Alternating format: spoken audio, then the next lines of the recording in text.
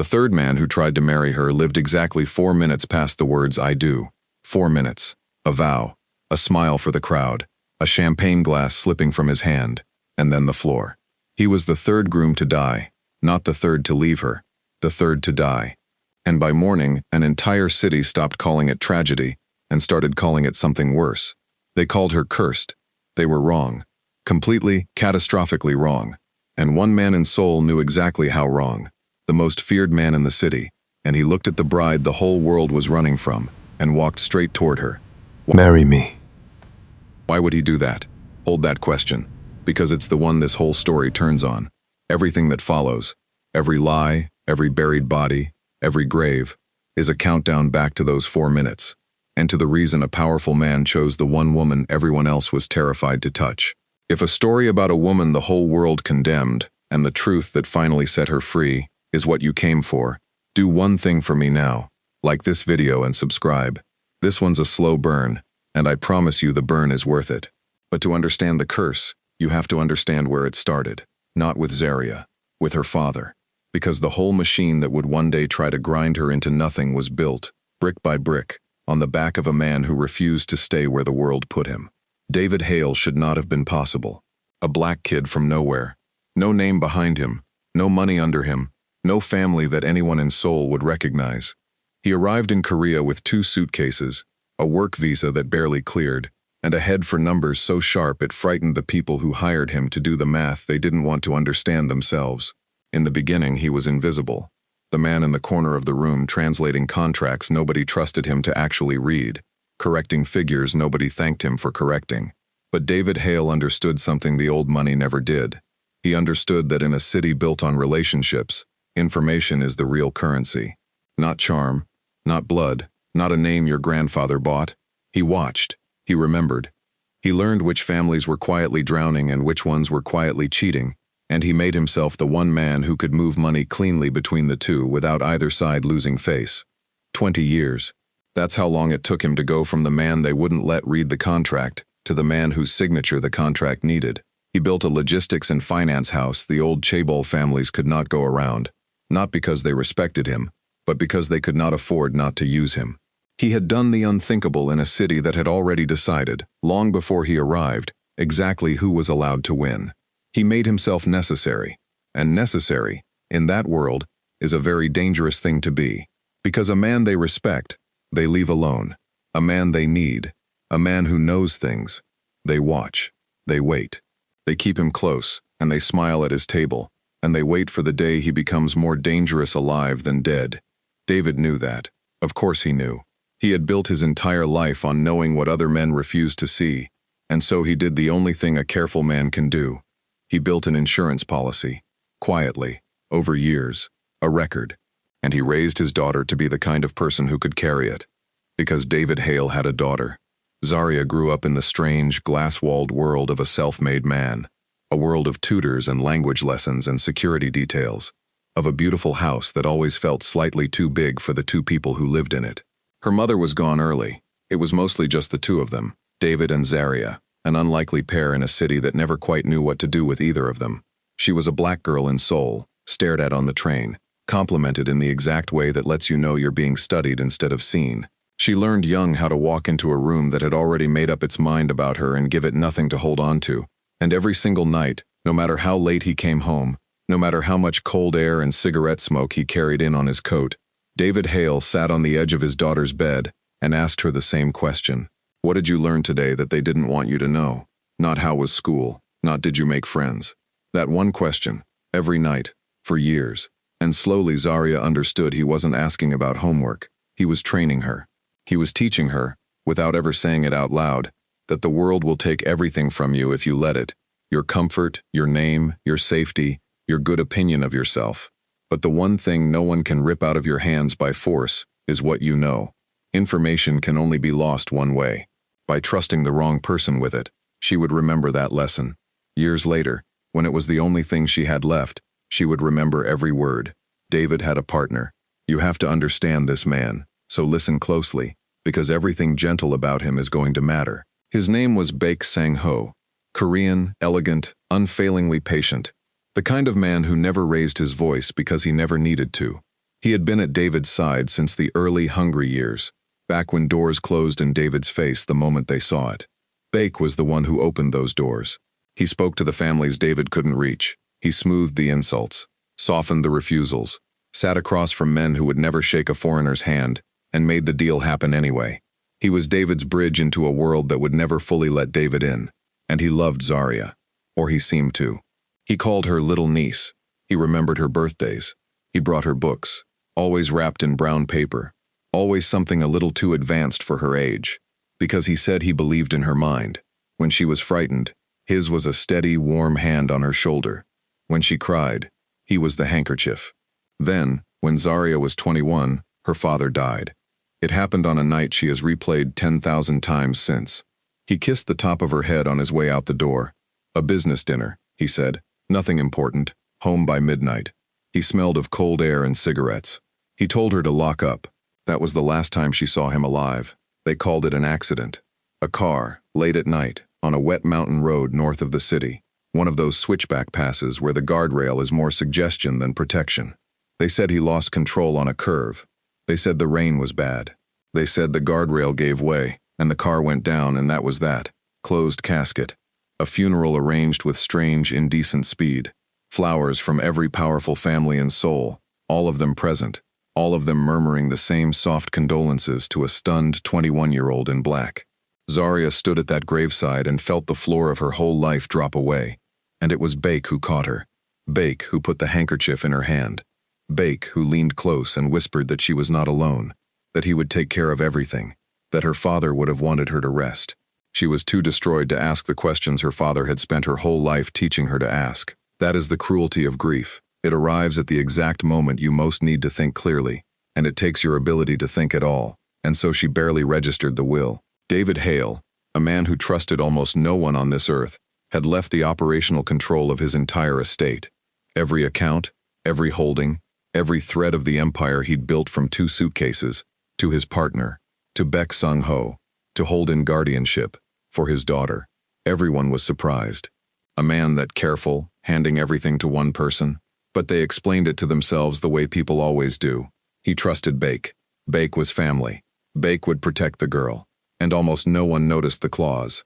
One line, buried in the legal language, read past by a grieving daughter, and read very, very carefully by a patient man in a dark suit.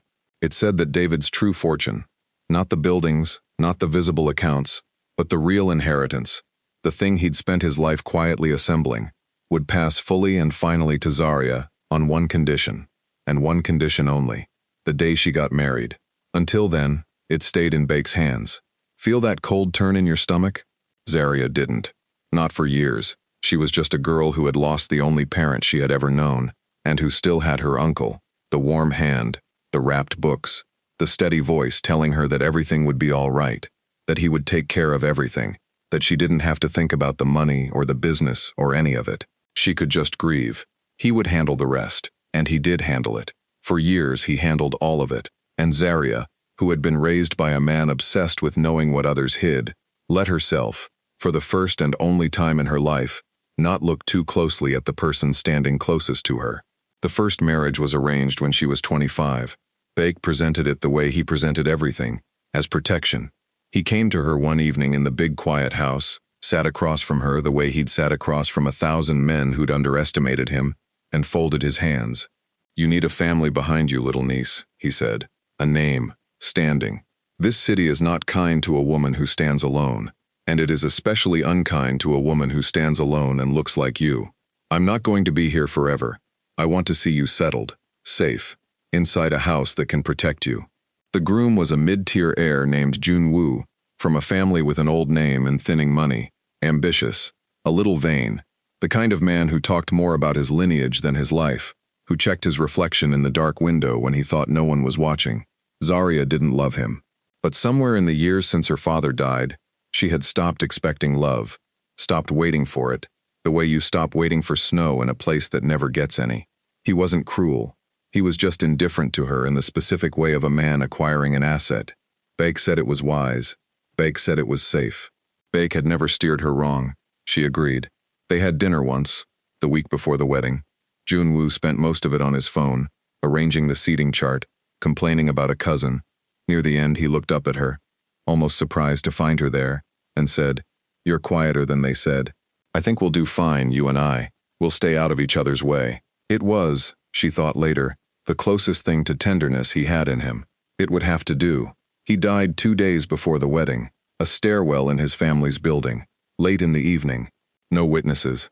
He'd been working late, they said, or drinking, depending on who told it, and the marble stairs were slick, and he went down them, and his neck did not survive the trip. An accident. These things happen. Terribly sad, everyone said. Terribly. Beck held her while she cried, and told her that God's timing was cruel, that some unions simply weren't meant to be, and that none of this, none of it, little niece, was her fault. And for a while, everyone believed him.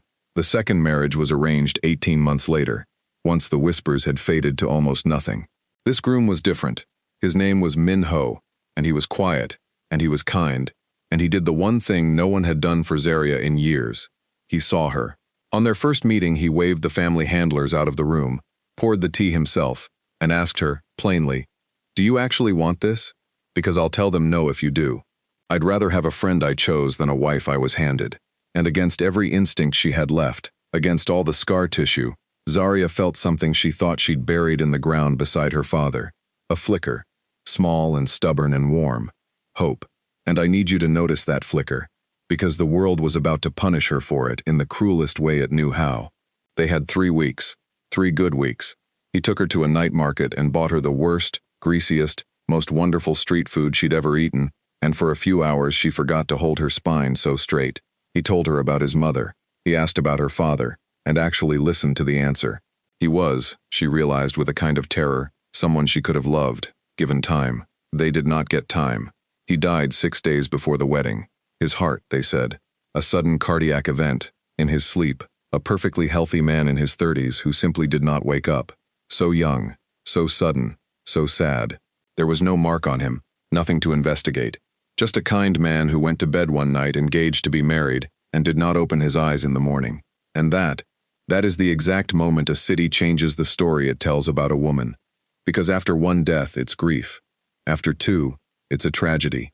People pity you. But after 3, and remember, you already watched the 3rd, 4 minutes past I do, it stops being something that happened to her and becomes something that lives inside her. It becomes her fault, her nature, something in her blood, in her shadow, in the black, foreign face this city had never fully accepted in the first place.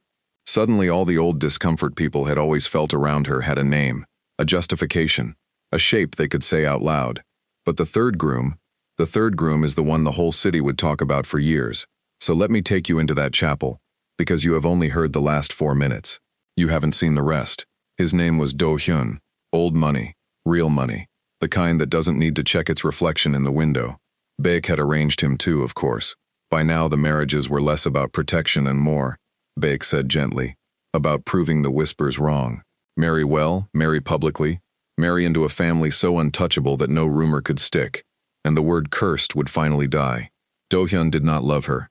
He liked the idea of her, the drama of her, the story of the untouchable heiress, the way marrying the cursed bride and surviving would make him legend. He lifted her veil in that chapel, lit like a jewelry box the way you lift the lid off something you've already decided you own. He smiled a smile he had practiced. He turned to the guests to enjoy being envied, and Zaria let him. She had stopped fighting the machinery of these weddings a long time ago. She had learned that when powerful families decide a thing, a woman is not a person in the room. She is a signature waiting to happen. So she stood there in white, spine like a plumb line, eyes giving away nothing, and she said the words, and he said the words, "I do." He turned to face the room, triumphant, and then the champagne flute slipped out of his hand. It did not shatter dramatically. That is the thing nobody tells you about the moment a life ends in a room full of witnesses, how quiet it can be.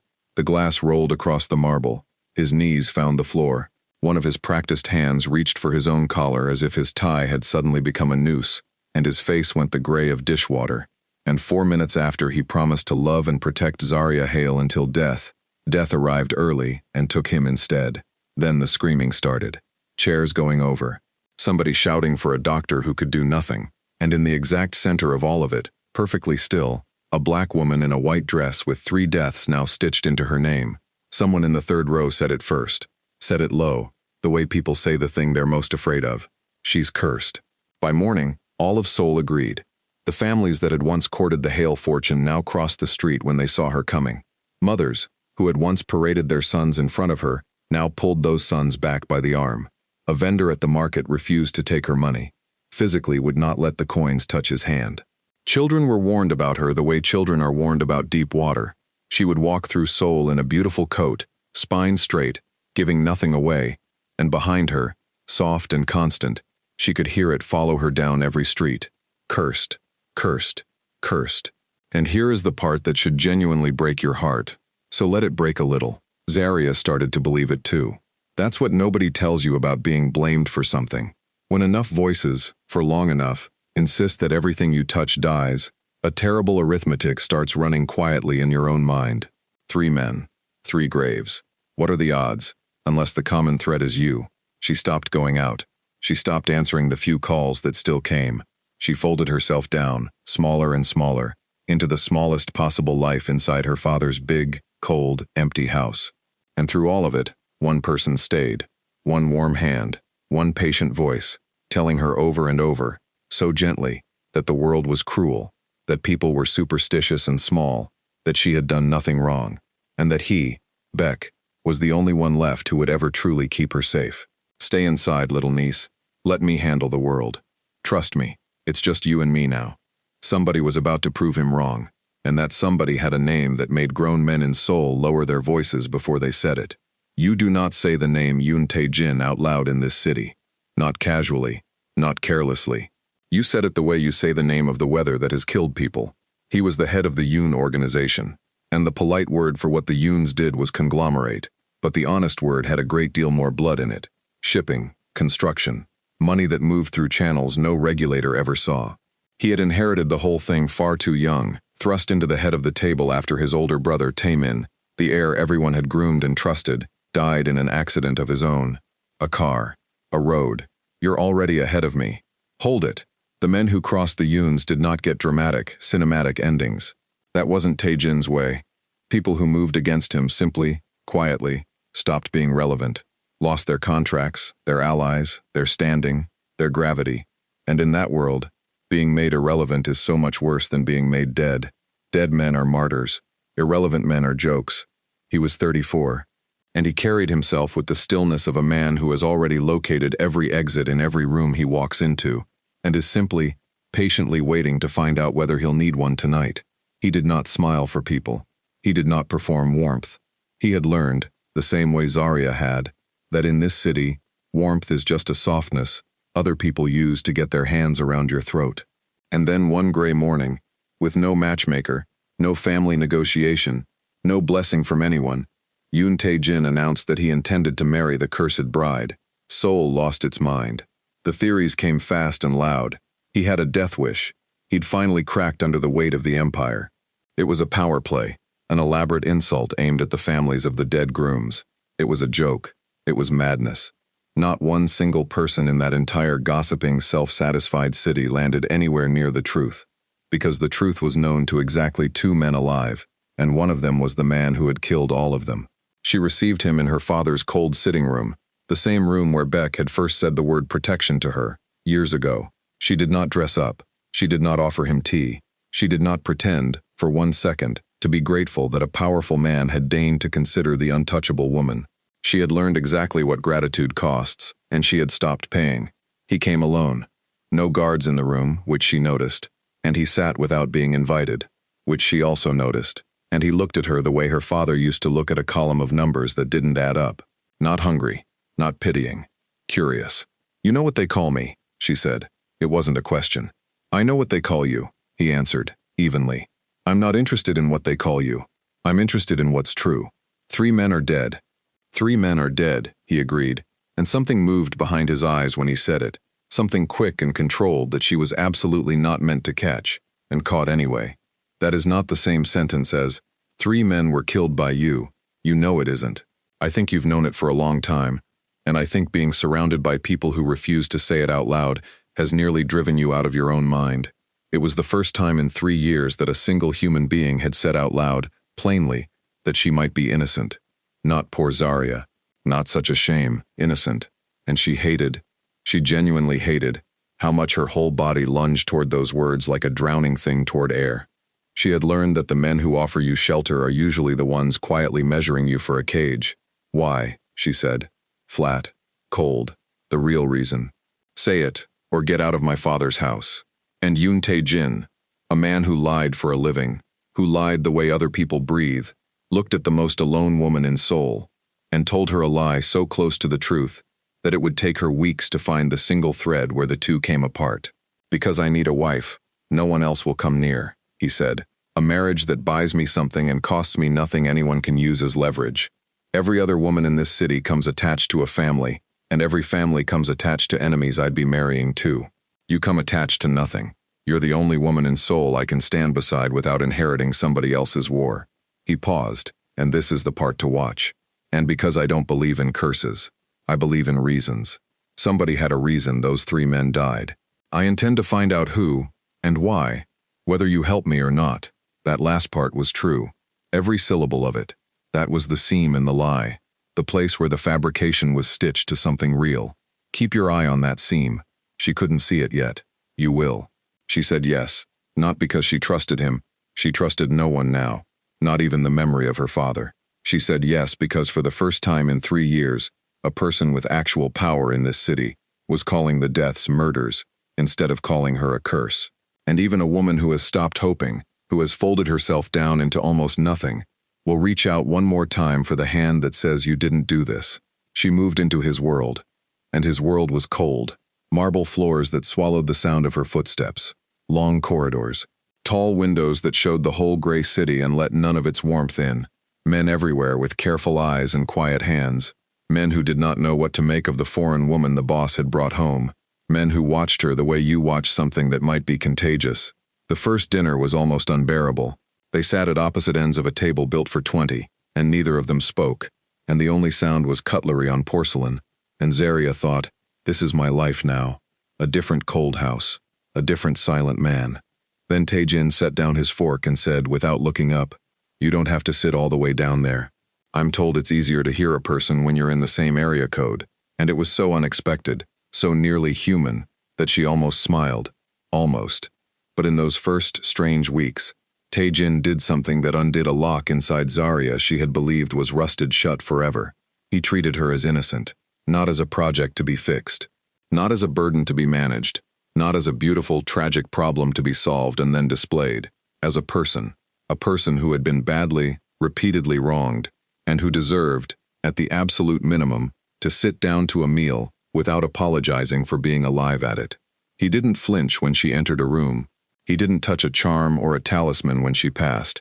When a member of his own staff muttered something under his breath about bad luck the first week, that man was gone by the second, and no explanation was ever offered to anyone. And he asked her about her father. Really asked. Not the polite version. He wanted to know about David Hale, the 2 suitcases, the 20 years, the numbers, the empire built out of a city's contempt. And when Zaria talked, haltingly at first, and then not haltingly at all, about the nightly question, what did you learn today that they didn't want you to know? Tae-jin went very still, and listened with a stillness that was not calculation. She had spent enough time around calculating men to know the difference. This was hunger. This was a man recognizing, in someone else's grief, the exact shape of his own. There was a night she decided to test him. She had learned to test people. It was how she survived. She waited until they were alone in the study, and she said, deliberately, cruelly, watching his face, aren't you afraid? Everyone else was. 3 men stood where you're standing, and none of them lived to see the wedding. Aren't you afraid you're next? And Tae-jin looked at her for a long moment. Then he said quietly, I've been next my whole life. You get used to the view. He didn't flinch. He didn't reassure her. He just told her the truth. And that, more than any kindness, was the thing that started to undo her. Because a few nights later, unasked, which for a man like him was an act of near violence against his own defenses, he told her about his brother. Taemin, he said, looking at the window instead of at her. He was supposed to run all of this. Everyone loved him. Our father looked at him like the sun came up because of him. I was the spare, the difficult one, the one they kept in the back, the one who asked too many questions at the wrong dinners. And then one night his car went off a road, and suddenly the difficult one was all that was left. I've been running an empire I was never meant to have, built for a man everyone liked better than me, and I have spent every year since asking the same question at those same dinners. Who put him on that road? A pause. They called it an accident, a wet road, a guardrail that gave way. Zaria went absolutely still. Every hair on her arm stood up. A mountain pass? She said, very quietly. He turned and looked at her then. For a long moment neither of them breathed. A mountain pass, he said, and neither of them said anything else, because they didn't have to. Something had walked into that cold marble room and sat down in the space between them, and it was not going to leave. Two orphans of the same city, two graves, the same tidy, convenient little word, accident, laid gently over both of them like a clean sheet over something no one wanted to look at. That was the night the marriage of convenience, quietly, dangerously, without either of them admitting it, began to become something else. It grew slowly over the following weeks. It grew in small things, in the way he started waiting to eat until she came down, in the way she started leaving a book open on his desk, because she wanted to know what he'd think. It grew despite both of them, against both of their better judgment, in the shared silence of two people who had each learned to trust no one, and were now, horrifyingly, starting to trust each other. And it was real. Meanwhile, at the edges of that cold house, a patient man in a dark suit was doing math. Baek Sang-ho had watched over Zaria her entire life, and he had watched, with mounting quiet alarm, as this marriage, which was supposed to be as easy to stop as the other three, refused to behave. He came to visit her once, in the Yoon house, sat with her over tea, warm and patient as ever, and asked, so lightly it sounded like nothing, and the wedding, you've set a date? So soon? Little niece, are you certain? A man like Yoon Tae-jin has so many enemies, and for the first time in her life, some small animal instinct in Zaria noticed the question underneath the question. Noticed that her uncle wanted a date. She told him they hadn't decided. It was the first thing she had ever hidden from him. She didn't yet know why she'd done it. Because Yoon Tae-jin was not a mid-tier heir. You could not simply arrange for him to fall down a stairwell. You could not slip something into his glass at a party full of his own men. He was armored, guarded, paranoid by profession, surrounded at every hour by people whose entire job was keeping him breathing. So Baek did the thing that clever patient predators do when the old method won't work. He changed his method. And that decision, that one change, is where his perfect 7-year record almost came apart at the seams. It happened 4 days before the wedding. It happened 6 days before the wedding. Does that number feel familiar to you yet? It should. 6 days. It was the exact interval before the first groom died, and I want you to sit inside the horror of realizing what that means. The deaths weren't random. They weren't a curse. They had a signature, a rhythm. Whatever had been hunting the men in Zaria Hale's life kept a schedule, the way the tide keeps a schedule, and it always, always came close to the wedding. Close enough to stop it, never so far away that anyone thought to look at the calendar. Tae-jin's car was armored. His driver, a man named Gwang, had served the Yoon family loyally for over a decade, had driven Tae-min before he drove Tae-jin, and on a descent out of the hills north of the city, the same range of hills, the same kind of road, the brakes failed completely. Zaria was not in the car. She has thanked God and cursed God for that 1,000 times since.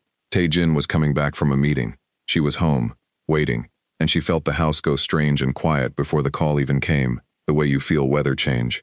Gwang died. Tae-jin lived, but only barely, and only because he was the specific kind of man who wears his seatbelt in his own car, and who, in the half-second when everything went wrong, threw his body toward the mountain instead of toward the drop. He came out of that wreckage with 3 cracked ribs, a face like the dead of winter, and one single, absolutely clear thought burning behind his eyes. Same road, same method. My brother, her 3 grooms, and now me. But here is what a city does. Here is what suspicion does once it has already decided who to blame. The story that tore through Seoul in the hours after the crash was not someone just tried to murder Yoon Tae-jin. No. The story was, the curse got him too. Of course it did. She does it to all of them. She got close enough to the untouchable man, and now even he is bleeding. Even inside Tae-jin's own organization, among the very men sworn to protect him, the ones who had never trusted the foreign bride now looked at her with open, undisguised hostility. She had gotten close to the boss. The boss nearly died.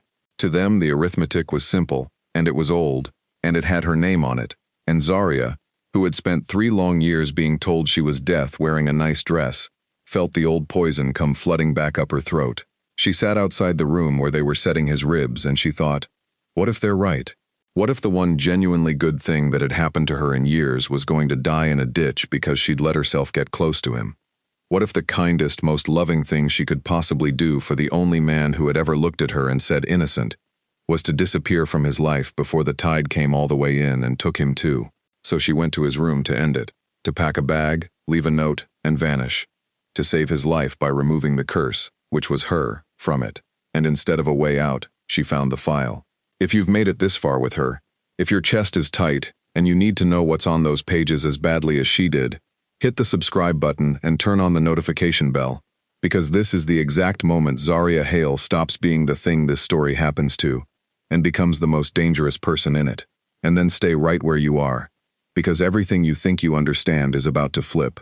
The file was sitting on his desk, not hidden, not locked away, out in the open, because a man recovering from his own attempted murder, grieving a driver he'd known for 10 years, running on painkillers and fury, gets careless with the things he usually guards. She only meant to find a pen, to leave the note. Her hand touched the folder instead, and she opened it, because she was David Hale's daughter, and David Hale's daughter cannot leave a folder closed. 3 photographs, the 3 dead grooms, Jun Woo, Min Ho, Do Hyun, and clipped to each one, in Tae-jin's own precise, controlled handwriting, a web of connections, dates, account numbers, a recurring name blacked out so many times the pen had gone through the paper, and one phrase, circled again and again and again, until the circle was a groove. Same cleaner, same signature, same as Tae-min, and underneath all of it, at the very bottom of the stack, a single sheet of paper. A plan. Cold, complete, methodical, laid out in numbered steps. And it was dated the week he proposed to her. Zaria read it standing up. Then she read it again sitting down, because somewhere in the second reading her legs simply stopped holding her. He had known. From the very beginning. From before the cold sitting room. From before the first word he ever said to her. Yoon Tae-jin had known the deaths were murders.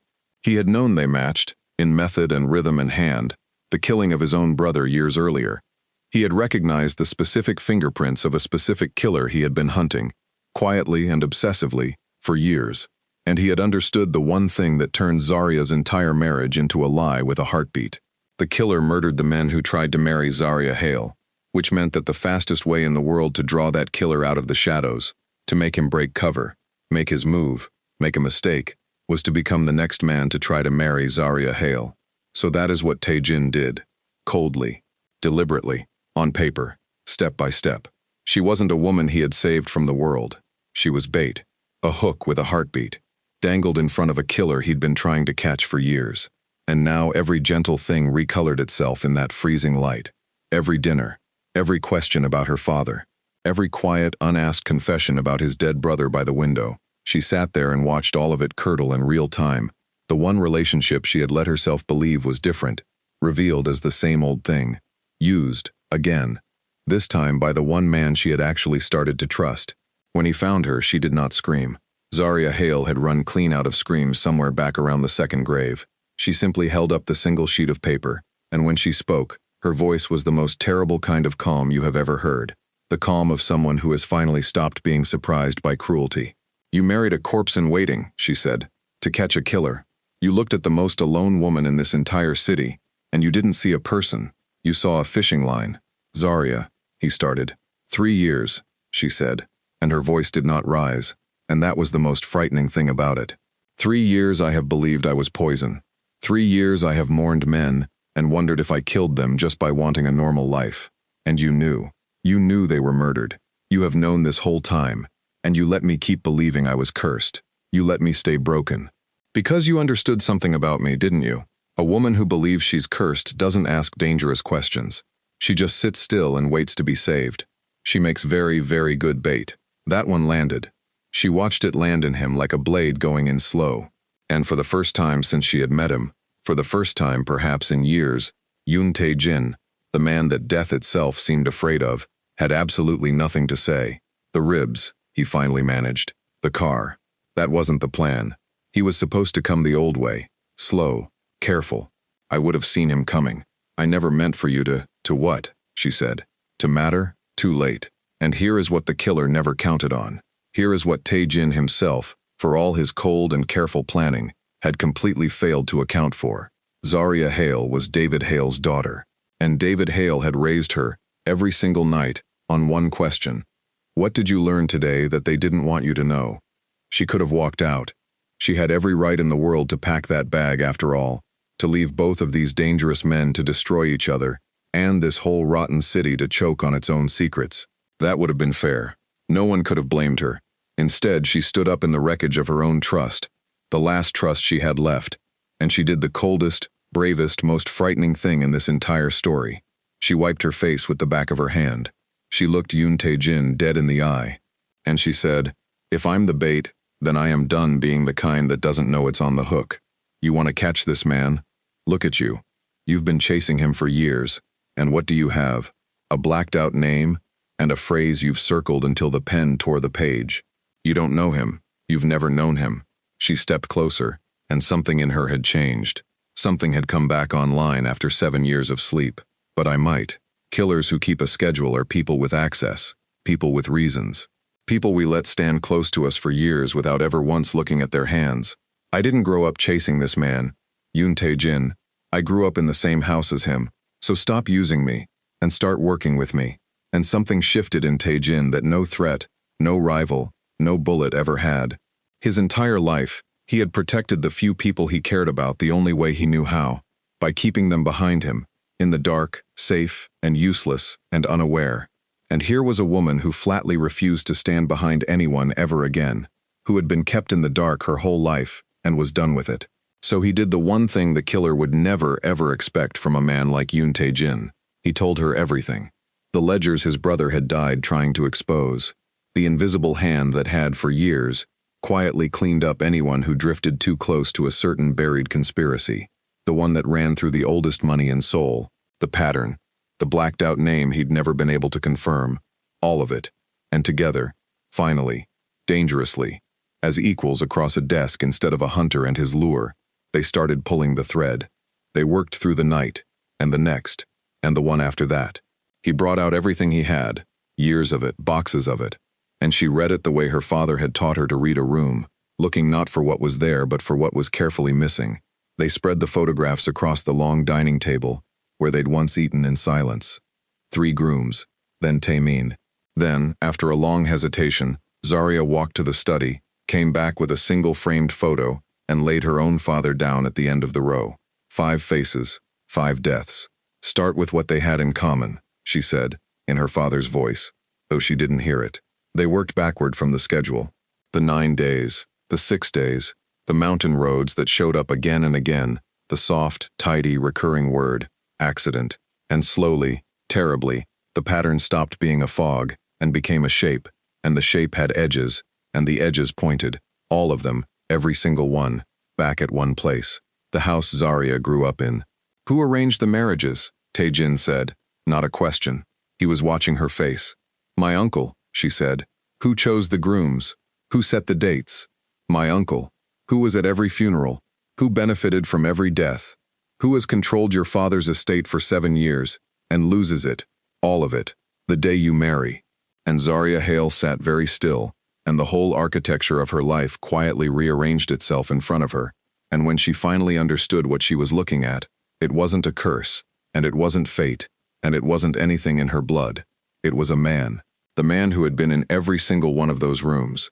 The man who had personally arranged every one of those marriages, chosen the grooms, set the dates, drawn the papers. The man who had comforted Zaria at every graveside with a warm hand, and a fresh handkerchief, and a book wrapped in brown paper. The man who had exactly one clean, greedy, generational reason to make absolutely certain that Zaria Hale never, ever actually made it to the end of a wedding. Baek Sang-ho. Because of the clause. That one line in her father's will that a grieving 21-year-old had read straight past. The true estate passes to Zaria, fully and finally, on the day she marries. David Hale had not left his real inheritance to his daughter as money. Money can be moved, hidden, stolen. He had left her the one thing he'd spent his entire secret life assembling, a complete, encrypted, meticulous record of the money laundering conspiracy, that the oldest and most powerful families in Seoul had been running through his house for 2 decades. Names, dates, amounts, proof. Enough evidence to burn a dozen dynasties to the ground and salt the earth behind them. And control of that record, that world-ending, empire-ending record, stayed in Baek Sang-ho's hands for exactly as long as Zaria Hale remained unmarried. The wedding day was the deadline. Every single time. A married Zaria meant the evidence passed out of Baek's control and into hers. And Baek could not allow that to happen. Not once. Not ever. Because Baek Sang-ho had never been David's loyal partner. Baek was the cleaner. The invisible hand. The one the old families called when a problem needed to stop being a problem. He was the one who had murdered David Hale the moment David got close to exposing the whole rotten arrangement. He was the one who had murdered Tae-min Yoon when the Yoon heir started pulling the same threads. And then, one by one, patient as a tide, he had murdered every man who came within 9 days of freeing Zaria, and the evidence, at the same time. He had not been protecting her from a cruel world for 7 years. He had been manufacturing the cruelty, keeping her cursed, keeping her small, frightened, isolated, and above all unmarried, so that the record, and the power, and the fortune stayed exactly where he wanted them, so that she stayed his, the uncle, the warm hand, the wrapped books, the gentle, patient voice telling her to stay inside where it was safe. That was the curse. There had never been any other, and when Zaria Hale finally understood it, when she finally understood that the man who had dried her tears at her own father's funeral was the same man who had dug her father's grave, something inside her that had been on its knees for 7 years, slowly, terribly, stood all the way up. He made me believe I killed them, she whispered. He murdered those men to keep me trapped, and then he held me while I cried at their funerals. He read the eulogy at my father's service. He picked out the flowers.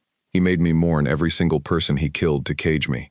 Then we don't kill him, Tae-jin said, and his voice was the quietest it had been in the entire story. Quiet the way the deepest water is quiet.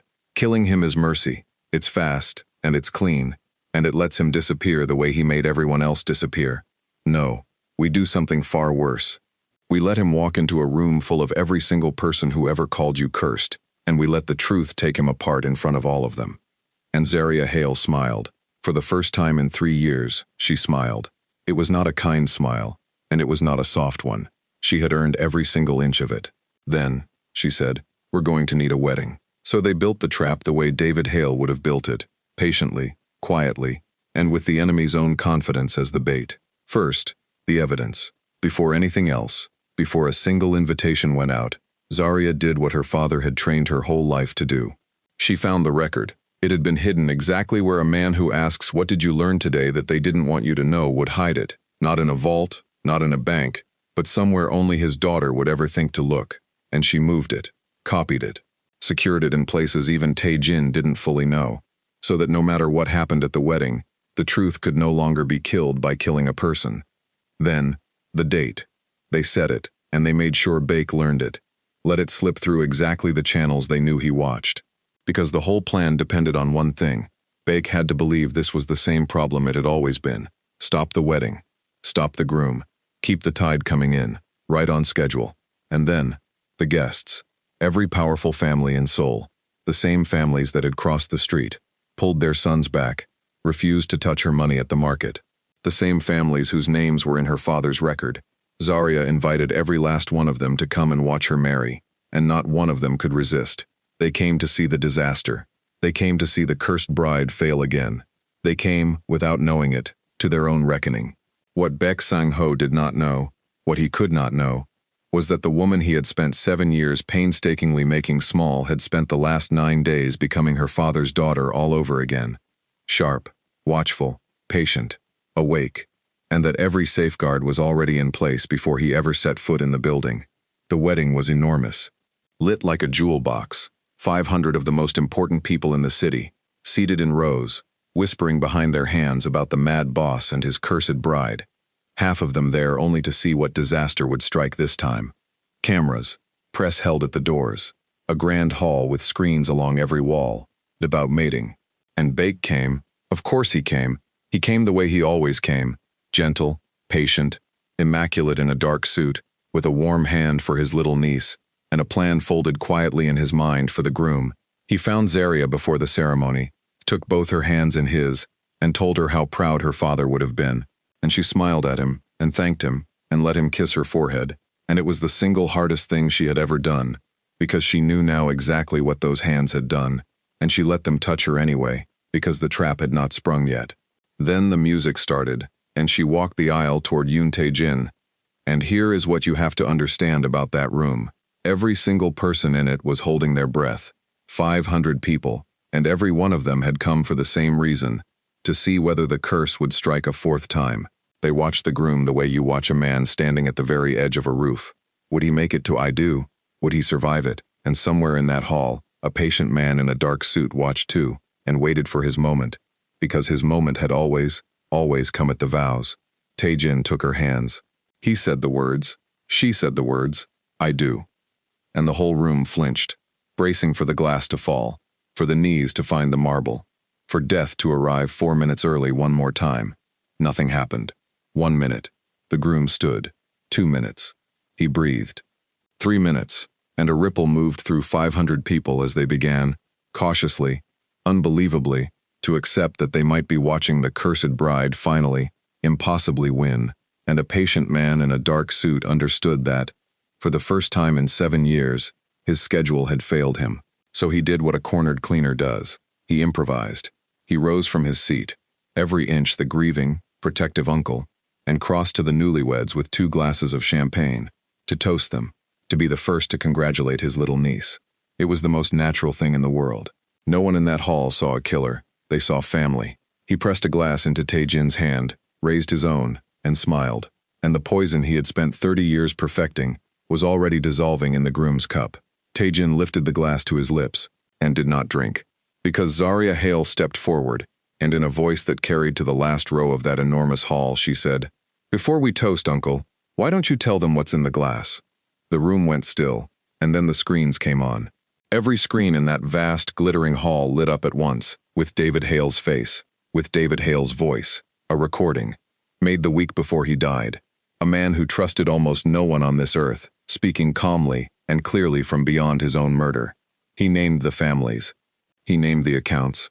He laid out the entire conspiracy line by line, ledger by ledger, and then he named the man who cleaned it all up, the man who made problems disappear, the partner no one ever suspected, because no one is ever afraid of a gentle man. He said the name out loud, Baek Sang-ho. And then, in the same precise voice that had asked his daughter every night what she'd learned, he ended with a message to her, to the daughter he already knew, when he recorded it, that he might not live long enough to protect. If you're hearing this, Zaria, then he got to me first. So listen to me now, because I can't be there to say it. Don't believe a single word they'll tell you about yourself. You were never the danger, little one. You were the thing he was most afraid of. You always were. From the very beginning, you were the reason he could never rest. Not the curse, the cure. 500 people turned, as one body, and looked at Baek Sang-ho. For one moment, one single moment, the gentle mask stayed on. He even smiled, small and sad, as if this were all some terrible misunderstanding he could patiently explain away, the way he had explained away everything for 30 years. He looked at Zaria, and he opened his mouth to say little niece. And Zaria Hale looked back at him with her father's eyes and did not blink. That was when the mask finally slipped. That was when 500 of the most powerful people in Seoul watched the real curse, the actual one, the one wearing a gentle face and a dark suit, turn and run for the doors. Straight into the arms of Tae-jin's men, and into the hands of the police that Zaria Hale, David Hale's daughter, had made very, very certain were already standing quietly inside the building before the first guest ever arrived. No stairwell, no mountain road, no wet guardrail, no tidy, convenient little word laid over the top of it. Just the truth, at full volume, on every screen, in front of every single person who had ever looked away. And here is the twist underneath the twist, the one that actually matters. So let me say it as plainly as I can. The marriage began as a lie. He married her to use her. That was real, and it was ugly, and this story has never once pretended otherwise. But somewhere between the file on the desk and the fourth wedding, somewhere in those 9 days when she stopped being bait and became his equal, when she stopped standing behind him and started standing beside him, the lie quietly ran out of road. And what was left standing when it did was the truest thing either of them had ever had in their entire guarded, orphaned lives. He married her to catch a killer. He stayed married to her because Zaria Hale was the only person alive who had ever looked at Yoon Tae-jin, the man death was afraid of, and refused, absolutely refused, to stand behind him. And she, who had believed for 3 years that everything she touched turned to death, finally understood the arithmetic her father had tried to leave her all along. She had never been the poison. She had been the proof. Living, breathing evidence of a crime that powerful men needed buried so badly, they were willing to kill 5 times to keep it in the ground. Every cruelty she had survived had been nothing more than one man's fear, dressed up in her life and paraded through the city under her name. And on the day the mask finally came off, the same city that had shunned her had to stand in a bright hall, in their best clothes, and watch her win. The evidence did precisely what David Hale had built it to do. The old families that had run their money through his house for 20 years came apart at the seams over the following year, quietly, the way that world does everything, but completely and permanently. Baek Sang-ho did not get the dramatic end he might have imagined for himself. He got the exact end he had handed to everyone else. He simply stopped being relevant, in a cell, his name attached, forever, to a record he could never once clean. And Zaria Hale took back her father's name, and her father's house, and her father's nightly question, "What did you learn today that they didn't want you to know?" And she built something with all of it. Not a cage this time, a life. The last time we see her, she is standing at a tall window in that big house that used to be so cold, and it isn't cold anymore. And a man that death itself was once afraid of comes and stands beside her, not in front of her, to shield her, not behind her, to hide, beside her. And neither of them says a single word, because the 2 people in this whole story who learned the hard way exactly what words cost, have finally, against every odd, found the one person on earth they never have to explain themselves to. 3 men died before they could marry her, and an entire city decided that made her a curse. They were wrong. She was never the curse. She was the answer that one man spent 7 years and 5 lives trying to keep buried, and she is the reason it finally came out. If Zaria's story moved you, then do these last few things for me. Like this video, so the story finds the next person who needs to hear that they were never the curse.